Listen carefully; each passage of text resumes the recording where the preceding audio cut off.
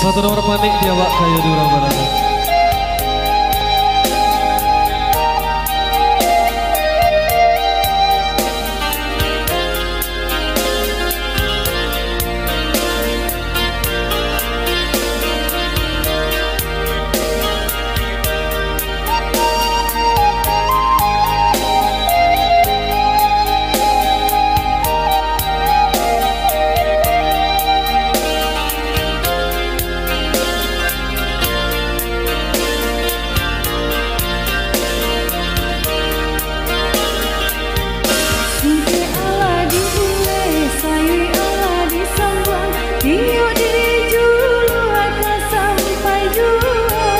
Sabalamu dia pandangi kalimpangan matu jadinya.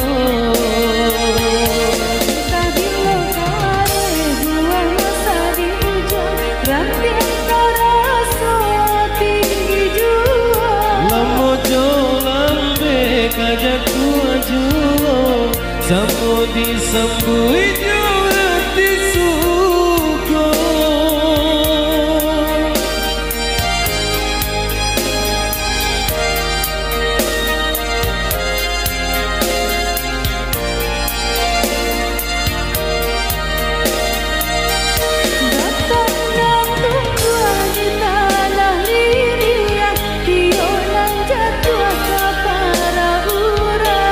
Rancang di awal orang ketujuh masih dekat kita dahulu.